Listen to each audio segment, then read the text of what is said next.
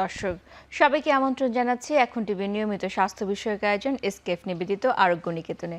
আমি ডাক্তার সাদিয়া সুলতানা রেশমা আপনাদের সাথে আছি। আমাদের সাথে আছেন অধ্যাপক ডাক্তার ABM শাকিল গনি, বিভাগীয় প্রধান, লিভার বিভাগ, ঢাকা মেডিকেল কলেজ ও হাসপাতাল। স্যার, স্বাগত জানাচ্ছি আপনাকে আমাদের এই অনুষ্ঠানে। ধন্যবাদ আপনাকে। লিভার নিয়ে অনেক কথা হয় এবং সাধারণ মানুষের কাছে লিভার হচ্ছে গিয়ে বিভিন্নভাবে পরিচিত। কখনো মনে করে এটি পাল্টে ফেলা যায়, কখনো মনে করে যে লিভার রোগ হলে হয়তো ট্রান্সপ্লান্ট করতে হবে, কখনো মনে করে লিভারের রোগ মানে হচ্ছে শুধু জন্ডিস। আসলে লিভারের কি কি কাজ সেই বিষয়টি একটু প্রথমে জানতে চাই। লিভারের হাজার রকমের কাজ আছে, তবে যদি জেস্ট করা হয়, সংক্ষেপে বলা হয়, তাহলে বলতে হবে লিভার রক্ত পরিশোধন করে। লিভার আপনার শরীরের বর্জ্য পদার্থ বের করে দেয়। আপনার শরীরের যখন বেশি খাবারগুলো খেয়ে ফেলেন বা খাবারের যে শক্তি সেটা সে সঞ্চয় করে রাখে, এবং আপনি যা কিছু খান তার ডাইজেশনে হেল্প করে, তার হজমে সাহায্য করে। এটা হচ্ছে মূল কাজ।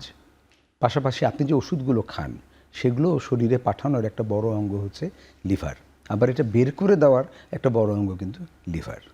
লিভারের কাজের কোনো অভাব নেই। এই যে কাজগুলো হচ্ছে, কাজের ফাঁকে ফাঁকে বিভিন্ন ধরনের রোগগুলো হচ্ছে, সাধারণত কি কি রোগ লিভারে দেখা যায় এবং কোনগুলো নিয়ে বেশি সতর্ক থাকা উচিত? লিভারের রোগকে যদি ভাগ করা হয় তাহলে বলতে হবে স্বল্পমেয়াদী এবং দীর্ঘমেয়াদী। আমাদের কাছে যেসব রোগী আসেন, আপনার স্বল্পমেয়াদী রোগগুলোই বেশি হয়, যেটা জন্ডিস নিয়ে আমাদের কাছে প্রেজেন্ট করে। সম্প্রতি একজন কায়সার হামিদের মেয়ে, আমাদের ফুটবলার, তার মেয়েটা যে মৃত্যুবরণ করেছে, এটা স্বল্পমেয়াদী লিভারের রোগে আক্রান্ত হওয়ার কারণে, হেপাটাইটিস A এবং E। এছাড়া দীর্ঘমেয়াদী রোগ করে কিন্তু হেপাটাইটিস B এবং C, পাশাপাশি ফ্যাটি লিভার। স্যার, এই যে আপনি বললেন হেপাটাইটিসের কথা, যেটি সাধারণ ভাষায় জন্ডিস নামে পরিচিত, খুবই সাধারণ একটি রোগ এবং বহুল পরিচিত একটি সমস্যা, এবং এই সমস্যাতে আমরা কখনো দেখিনি বা ভাবিনি যে কেউ মৃত্যুবরণ করতে পারে। তো এটি কি অস্বাভাবিক কিনা? এগুলো জন্ডিস ঝাড়ায় বিভিন্ন সময় বিভিন্ন ধরনের কবিরাজের কাছে যায়, এটি খুবই বহুল পরিচিত একটি চিকিৎসা ব্যবস্থা, অনেকেই নিচ্ছে, কিন্তু হঠাৎ করে এই মৃত্যু কিন্তু আমাদের নতুনভাবে ভাবিয়ে তুলছে। এখানে ছোট ছোট কিছু ইনফরমেশন জানতে হবে, যেটা খুব প্রয়োজন। আমাদের এখন অনলাইন ব্যবসা খুব বেড়ে গেছে, আমরা অনলাইনে মানুষকে বিশ্বাস করা শুরু করেছি, এবং রিসেন্টলি আমাদের যে ট্রেন্ড, আমরা যে রোগীদেরকে দেখছি তাদের একটা বড় লিভার রোগের অংশ হচ্ছে কিন্তু কবিরাজি টাইপের, মানে হার্বাল প্রোডাক্টগুলো।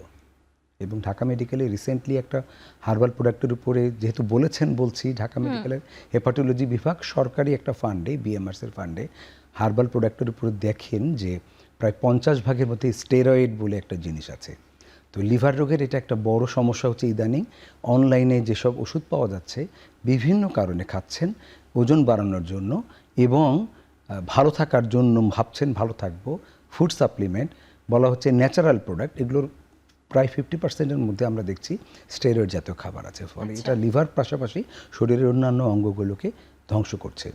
আর যেটা মৃত্যু হয়েছে কারিনা কায়সারের, সেটার মৃত্যুর কারণ কিন্তু প্রিভেন্টেবল, এটা হওয়ার কথা ছিল না, কিন্তু হয়েছে।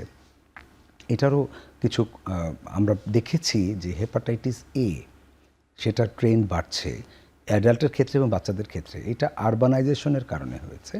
তার মানে আমরা আধুনিক হয়েছি, আমাদের ক্রয় ক্ষমতা বেড়েছে, আমরা পশ্চিমা দেশের মতো যাচ্ছি। ফলে বাচ্চাদের হেপাটাইটিস A নর্মালি ধারণা করা হতো যে তৃতীয় বিশ্বের কান্ট্রিতে বাচ্চাদের হেপাটাইটিস A প্রায় হয়ে যায়, এবং যখন আপনি অ্যাডাল্ট হচ্ছেন 18 বছর বা বেশি, তখন আপনার প্রোটেকশন চলে আসছে হেপাটাইটিস এর ক্ষেত্রে। কিন্তু বিদেশের মতো তৃতীয় বিশ্বের বাংলাদেশ এখন এগিয়ে গেছে, এবং হেপাটাইটিস A এখন হচ্ছে আমাদের বড়দের। কারিনা কায়সারেরও তাই হয়েছিল, যেটা হওয়ার কথা ছিল না। এবং বাচ্চাদের প্রায় 76% এখন আমরা দেখছি বাচ্চাদের মধ্যে হেপাটাইটিস এর কারণে মৃত্যুবরণ করছেন, হসপিটালে ভর্তি হচ্ছেন 76%, অ্যাডাল্টও একই কারণ।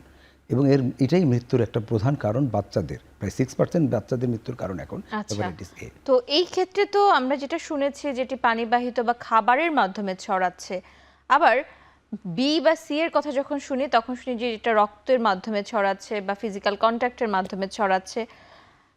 আমাদের দেশে আসলে কোনটি বেশি, এই এ বেশি নাকি বি সি বেশি? এই ব্যাপারে কিন্তু একটা পরিষ্কার চিত্র অনেকেই জানে না। আমরা আবার বলছি যে অ্যাকিউট হেপাটাইটিসের কারণ হচ্ছে হেপাটাইটিস এ এবং ই, এবং আমরা এতদিন জানতাম যে ই হচ্ছে কারণ খাবার থেকে আসার প্রধান কারণ। ট্রেন্ড চেঞ্জ হয়ে যাচ্ছে, আমরা একটা অ্যাওয়ারনেস করার চেষ্টা করছি।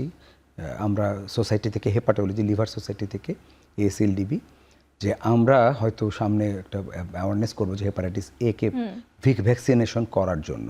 তো এটা খাবার থেকে হয়। আর বিএসসি হচ্ছে ক্রনিক হেপাটাইটিসের একটা প্রধান কারণ। এরা অ্যাকিউট হেপাটাইটিস করে, সেখান থেকেও ক্রনিক হেপাটাইটিস। এখন আপনি যদি হসপিটালে অ্যাডমিশন, যেমন বাচ্চাদের ক্ষেত্রে বলেছি হেপাটাইটিস এ, বড়দের ক্ষেত্রে কিন্তু আবার হেপাটাইটিস বি, সেটা হচ্ছে hospital admission, chronic liver disease, cirrhosis এবং ক্যান্সারের কারণ। প্রায় 80% ক্যান্সারের কারণ হেপাটাইটিস বি। তো অ্যাকিউট হেপাটাইটিস যেটা খাবার থেকে হচ্ছে সেটা স্বল্পমেয়াদী, এবং বাচ্চাদের ম্যাক্সিমাম হচ্ছে, বড়দের যেটা হয়।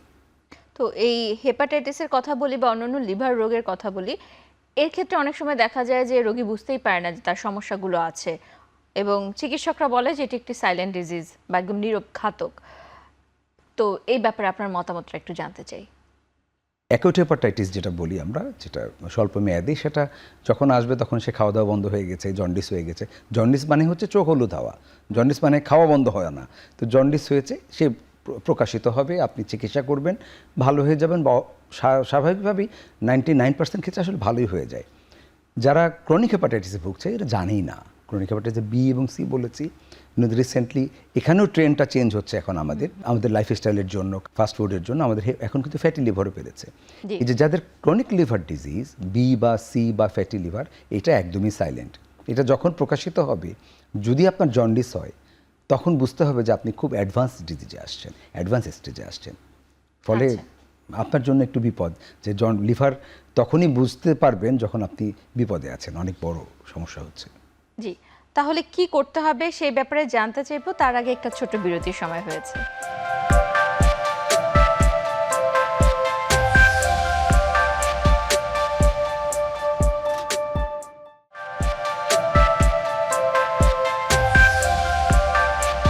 প্রিয় দর্শক, বিরতির পর আবারও আমন্ত্রণ জানাচ্ছি এসকেপ নিবেদিত আরোগ্য নিকেতনে। স্যার, আমরা শুনছিলাম যে বিভিন্ন ধরনের লিভারের যে রোগগুলো হচ্ছে এগুলো নীরবভাবে কাজ করছে, কিন্তু আমাদের রোগীদের তো অবশ্যই সতর্ক হতে হবে। সেই সতর্কতার কারণে অনেক ক্ষেত্রে বলা হয় যে কিছু কিছু রোগের স্ক্রিনিং পদ্ধতি আছে। লিভারের ক্ষেত্রে স্ক্রিনিং পদ্ধতি কি আছে কিনা? আমরা বলেছি যে ক্রনিক লিভার ডিজিজের প্রধান কারণ এখন সারা বিশ্বেই হচ্ছে ফ্যাটি লিভার, পাশাপাশি হেপাটাইটিস যদি বলেন, হেপাটাইটিস বি সি। এর পরীক্ষা আপনাকে করতে বলা হয়েছে। এবার লিভার দিবস যেটা জুন মাসে গেছে, সেখানে আমরা বলেছি যে টেস্ট করুন। সারা পৃথিবীতেই এটা আগে ছিল না যে টেস্ট করুন। তো টেস্ট মানে হচ্ছে সিম্পল টেস্ট, যে হেপাটাইটিস হয়েছে, আপনি হেপাটাইটিস বি ভাইরাস, সি ভাইরাসের স্ক্রিনিং করতে পারেন। জি। আপনি যদি মনে করেন আপনার কাছে টাকা নাই, তাহলে আপনি যদি রক্ত দেবার মতো আপনার শারীরিক সক্ষমতা থাকে, তাহলে রক্ত দিন। 18 বছরের উপরে হলে রক্ত দিলে আপনার বিসি স্ক্রিনিং হয়ে যাচ্ছে আচ্ছা। বিনা পয়সায়। প্লাস আপনি দুটো ব্লাড টেস্ট যদি করেন, আমরা বলি ALT এবং AST, যেটা SGPT SGOT নামে পরিচিত, এই দুটো করেন, একটা আল্ট্রাসাউন্ড করেন, মোটামুটি আপনি ধরে নিতে পারবেন যে আপনার লিভারটা আক্রান্ত কিনা হেপাটাইটিস এর কারণে। বিশ্ব স্বাস্থ্য সংস্থা একটি কথা বলেছে যে আমাদের দেশের বা এই যে নিম্ন মধ্যবিত্ত বা স্বল্পোন্নত দেশগুলোর একটি বড় সমস্যা হচ্ছে এসব এলাকার মানুষ রোগের পরীক্ষাগুলো করে না। তো সেই ব্যাপারে আপনি কি মনে করেন কোনো বাধা আছে? এই একটি তো আছেই যে অবশ্যই তারা টেস্ট করার ক্ষেত্রে একটা আর্থিক ব্যাপার কাজ করে, এর পাশাপাশি আপনার কি মনে হয় কোনো একটা আমাদের হচ্ছে যে সামাজিক কোনো বাধা আছে কিনা? প্রথম কথা হচ্ছে যে ভীতিটা দূর করতে হবে। এবারে যে হেপাটাইটিস ডের মূল বক্তব্য, সেটা হচ্ছে লেটস ব্রেক ইট ডাউন। বাধাগুলো দূর করতে হবে আমাদের। তো বাধা দূর করার প্রধান কথা হচ্ছে আপনাকে অ্যাওয়ারনেস তৈরি করতে হবে। যদি অ্যাকিউট হেপাটাইটিসের কথা বলি, আপনি বাইরের চটপটি, ফুচকা, পানিপুরি যেটা রাস্তাঘাটে পাওয়া যায়, এর বিশেষ করে টকটা আপনাকে চেঞ্জ করতে বলা হচ্ছে, যে ওটা আপনি খাবেন না, আপনি বাসা থেকে বানিয়ে নিয়ে খান, তাহলে হয়তো চটপটি ফুচকা খেলেও আপনার হেপাটাইটিস হবে না বা টাইফয়েড হবে না। যদি ক্রনিক হেপাটাইটিসের আর একটা জিনিস হচ্ছে বরফ দেয়া খাবারগুলো, শরবত। আপনি ভাবছেন লিভার শরবত খেলে লিভার ভালো থাকবে, এটা ভুল ধারণা। বাজারের শরবত খেয়ে আপনি আখের রস বা শরবতগুলো খেয়েই কিন্তু এই যে লোয়ার, তাদেরকে অ্যাওয়ারনেসগুলো, এই জন্য মানে আমাদের আপামর জনসাধারণকে বোঝাতে হবে, তোমার খেতে ইচ্ছা করছে, তুমি একটা বোতলজাত খাবার খাও, বোতলজাত পানীয় খাও, সবগুলো পাওয়া যায়। দয়া করে রাস্তায় স্ট্রিট ফুডগুলো খেও না, কারণ যে বরফটা দেওয়া হয় ওটা মাছের জন্য তৈরি করা, ওখান থেকে কিন্তু হেপাটাইটিস হচ্ছে। অ্যাওয়ারনেসটা লাগবে। দ্বিতীয় জিনিস হচ্ছে এএলটি এএসটি একটা আলট্রাসোনোগ্রাম করতে 700 টাকা লাগে সরকারি হসপিটালে। আমরা সরকারের কাছে চাচ্ছি যে এটা আর একটু সহজলভ্য করা যায় কি না। পাশাপাশি 700 টাকা অনেকের জন্য খুব কষ্টের কিছু না। জি, সেই টাকাটুকু সে যদি খরচ করে বছরে একবার, তাহলে সব লেভেলেই একটা হচ্ছে প্রতিরোধ, একটা হচ্ছে আমার জানা যে আমি ভালো আছি কিনা, তার জন্য বেশি খরচ করতে হবে না। জি, ধন্যবাদ। খুবই গুরুত্বপূর্ণ কথা বলেছেন। আরেকটি সমস্যা আমাদের দেশে দেখা যায়, হেপাটাইটিস বি এবং সি। অনেকে আছে যে প্রবাসী বা বিদেশগামী, এরকম তাদেরকে পরীক্ষা করা হয় এবং ওই সময় গিয়ে তারা জানতে পারে যে তাদের এই সমস্যাটি হয়েছে। এবং এটি যেহেতু পারিবারিকভাবে একজন তার স্ত্রীর কাছে ছড়াচ্ছে বা স্বামীর কাছে ছড়াচ্ছে, তো দেখা যায় একটা সামাজিক বাধা চলে আসে। এই বাধাটি বা এই সমস্যাটি থেকে বের হয়ে আসার কোনো সমাধান আপনার কাছে আছে কিনা? একটা পরিবারে যখন লিভার রোগ থাকে, আমরা তাদেরকে বলছি আপনারা টেস্ট করুন। একটা পরিবারে যখন হেপাটাইটিস বি পাওয়া যাচ্ছে, বিদেশ যাওয়ার কারণে হোক, চাকরির জন্য হোক, তখনও তাকে আমরা বলছি যে আপনার জানান, এটাকে এই স্টিগমা থেকে বেরোতে হবে। একসময় আপনি ডাক্তার, আপনি স্পেশালিস্ট ডাক্তার, আপনি যখন পাস করেছেন তখন দেখবেন যে বেডের পাশে লেখা থাকতো hepatitis B virus positive, hepatitis C virus positive. আমরা এই স্টিগমা থেকে বেরোতে বলছি যে তুমি ওখানে ওর কাছে গেলে তো তোমার ছড়াবে না, তোর সঙ্গে চললে ছড়াবে না। আমরা এই অ্যাওয়ারনেসগুলো বাড়ানোর চেষ্টা করছি যে তুমি এদের সঙ্গে চলবা, খাবা, তাদের সঙ্গে বাস করবা, শুধু একটু ভ্যাকসিন নাও, দ্যাটস এনাফ। একটা ভ্যাকসিন 500 থেকে 550 টাকা, 3টা ডোজ 6 মাসের মধ্যে, তাও প্রতিদিন না, আজকে একটা, 1 মাস পর একটা, 6 মাস পর একটা, 3টা ডোজ নাও, তুমি ভালো থাকবা। চলা ফেরা কোনোভাবেই এটা ছড়াবে না, এটা ছড়ায় রক্তের মাধ্যমে। ফলে এই অ্যাওয়ারনেসটুকু যদি থাকে তাহলে তার স্টিগমাটা, মানে তার ভয়টা, ভীতিটা চলে যাবে। এবং আমরা রুগীকে এটাই বলি যে তুমি জেনেছো, তোমার ভাই বোন, তোমার স্ত্রী, স্বামী এবং বাচ্চাদের তুমি ভ্যাকসিন দাও, তাদেরকে তুমি প্রোটেকশন দাও, আর এটা নিয়ে ভয় পাওয়ার কিছু নাই। গর্ভবতী মায়েদের ক্ষেত্রে কি পরামর্শ? জি, আমাদের WHO যে গোল 2030-এ হেপাটাইটিস এলিমিনেশন, এইখানে একটা বড় বাধা বাংলাদেশের জন্য যে আমাদের প্রজননক্ষম যারা নারী আছেন 15 থেকে 49 বছর, তাদের প্রায় 18 লক্ষ নারী আমরা ধারণা করছি হেপাটাইটিস বি ভাইরাস পজিটিভ। আমরা এটাও অ্যাওয়ারনেস করার চেষ্টা করছি। আমাদের ASLDB হেপাটোলজি সোসাইটি যারা লিভারের আছে, যে তাদেরকে প্রত্যেকটা গর্ভবতী নারীর যেন HbA1c টেস্ট করা হয়, তাহলে আমরা জানতে পারবো যে তাদের পজিটিভ আছেন। তাদের প্রতিটা বাচ্চার জন্মের পরে যেন 2টো ইঞ্জেকশন দেওয়া হয়, একটা 5000 টাকা, একটা 500 টাকা, তাহলে ভার্টিক্যাল ট্রান্সমিশনটা কমে যাবে। তার মানে মা থেকে বাচ্চায় 90% ট্রান্সমিশন কিন্তু হয়। এবং আমরা যদি বন্ধ করতে চাই, মাকে স্ক্রিনিং একদম খুব জরুরি, তাহলে আমরা এটা অ্যাচিভ করতে পারবো। পাশাপাশি আমরা শুধুমাত্রই প্রেগনেন্সি পিরিয়ডে মায়ের যদি ভাইরাল লোড বেশি থাকে এবং আমাদের যদি মনে হয় যে মাকে ওষুধ দিতে হবে বাচ্চার মধ্যে ট্রান্সমিশন ঠেকানোর জন্য, আমরা তাকে ওষুধ দিতে চাই। জি, ধন্যবাদ। খুবই গুরুত্বপূর্ণ কিছু কথার মাধ্যমে উত্তর পাওয়া গেল। আরেকটি সমস্যা দেখা যায়, সেই সমস্যাটি হচ্ছে এই যে লিভারের বিভিন্ন রোগের পরপরে একটা সময় গিয়ে এরকম হয় যে লিভার আর কাজ করতে পারে না বা লিভারের সিরোসিস হয়। এই সমস্যাটি সম্পর্কে যদি একটু জানান যে কেন হচ্ছে। আমাদের লিভার রোগের এখন পর্যন্ত সিরোসিসের প্রধান কারণ হেপাটাইটিস বি। যতগুলো রোগী সিরোসিস হয় তার 60%, 65% প্রায় হেপাটাইটিস বি এর কারণে হয়, কিছু সি এর কারণে হয়, আর এখন বলেছি অলরেডি ফ্যাটি লিভারের কারণে সিরোসিস হচ্ছে। যদি এটা সে আগে থেকে জানতো তাহলে তাদেরকে আমরা কিন্তু চিকিৎসা দিতে পারতাম। চিকিৎসা দিলে লিভারের এই স্ট্রাকচারাল ড্যামেজ হতো না এবং লিভারটা কিন্তু এত তাড়াতাড়ি সিরোসিস হয়ে ধ্বংস হয়ে যেত না। আমরা এই জন্য সবাইকে বলছি যাদের হেপাটাইটিস বি ভাইরাস আছে তারা ভয় না পেয়ে ডাক্তারের কাছে আসুন। 6 মাস পর পর তাদের 4টা পরীক্ষা করলে আমরা বলতে পারবো যে আপনার লিভারটা খারাপ হচ্ছে কিনা এবং আপনাকে চিকিৎসা নিতে বলবো। জি, আমরা আরও এই নিয়ে কথা শুনবো, আবার একটি বিরতির সময় হয়েছে।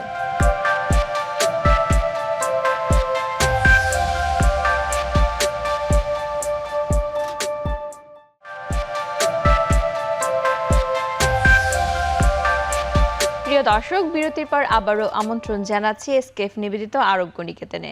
আমরা কথা বলছিলাম যে লিভারের যে রোগগুলো, বিশেষ করে সিরোসিস, এই সিরোসিস নিয়ে। এই সিরোসিসে দেখা যায় যে একটা সময় গিয়ে কোনো চিকিৎসাই থাকে না, বা রোগীদের বারবার বিভিন্ন ধরনের সমস্যার মধ্যে পড়তে হয়। সেটি একটি সময় তার ব্রেনকে সমস্যা তৈরি করে, তারপর ফুসফুসের সমস্যা হয়, পেটের সমস্যা তো হয়। তো এই ধরনের রোগীর ক্ষেত্রে আসলে কি করণীয়? লিভার সিরোসিসের এন্ড স্টেজ হচ্ছে আইদার ক্যান্সার হচ্ছে, অথবা সে ওই অবস্থায় ধুকে ধুকে মারা যাচ্ছে। তার পেটে পানি আসছে, চোখ হলুদ হয়ে যাচ্ছে, এনকেফেলোপ্যাথি যেটা অজ্ঞান হয়ে যাচ্ছে বা জ্ঞান হারাচ্ছে।